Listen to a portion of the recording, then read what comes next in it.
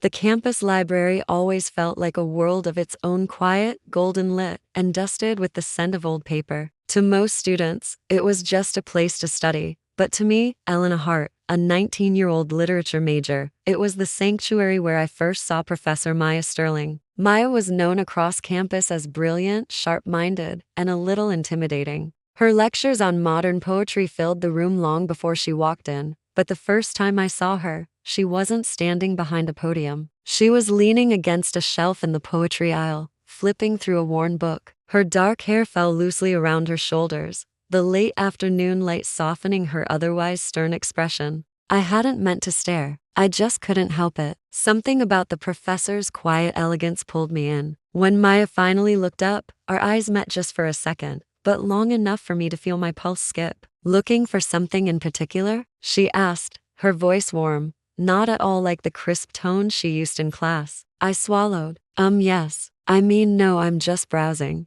Maya smiled, closing the book gently. Poetry has a way of choosing us, even when we don't know what we're searching for. That was the moment something shifted, subtle, almost invisible, yet unmistakable. The weeks that followed brought more encounters. Sometimes it was after class, where I'd stay behind to ask a question I didn't actually need to ask. Other times, it was in the library, where Maya seemed to appear at just the right moment. Our conversations grew longer. A shared love for poetry became a shared love for late-night messages filled with quotes, ideas, and eventually, deeper feelings neither of us dared to name. Maya knew the rules, the boundaries, the consequences. She reminded herself constantly that she was the professor, and I was her student. But every time she met my eyes, that careful distance wavered. One evening, the university hosted a small poetry reading. I sat in the front row, nervous and uncertain. I had submitted one of my poems, but never expected it to be chosen. Maya,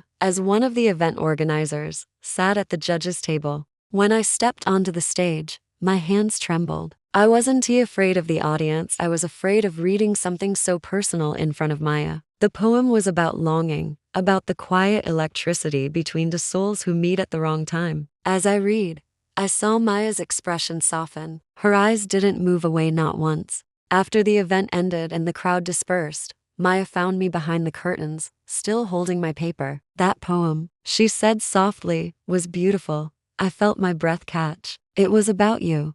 Maya froze. The world around us went silent. "Elena," she whispered. "You know we shouldn't." "I know," I replied, my voice trembling but certain. "But I can't pretend I don't feel something." For a moment, neither of us moved. Then Maya stepped closer, close enough for me to see the conflict in her eyes: fear, longing, hope. "You are extraordinary," she murmured. "But if anything happened, it could affect your future, my career, everything."